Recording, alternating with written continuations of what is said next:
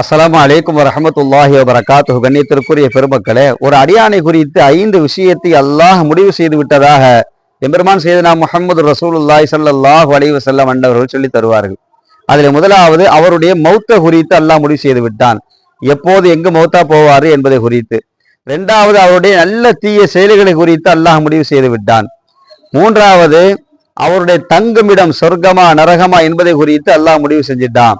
நான்காவது அவரால் ஏற்பட இருக்கக்கூடிய விளைவுகளை குறித்து அல்லாஹ் முடிவு செய்து விட்டான். ஐந்தாவது அவருடைய வாழ்வாதாரம் ரிசுக் என்ன என்பதை குறித்து அல்லாஹ் முடிவு செய்து விட்டான் என்று ஸல்லல்லாஹு அலைஹி வஸல்லம் அவர்கள் சொன்னதாக செய்தன அபூதர்தா ரலியல்லாஹு தஆலா அன்ஹு அன்னவர்கள் சொல்லி தருகிறார்கள். பெருமக்களே, நமக்காக வேண்டி நம்மை குறித்து அல்லாஹ் முடிவெடுத்திருக்கிற அந்த 5 விஷயங்களை யா அல்லாஹ் எங்களுக்கு ஹைராக்கி தந்துவிடு என்று துஆ செய்து அதை ஹைராக்கி நாம் அனைவரும் வாழ்வதற்கு முயற்சிப்போம்.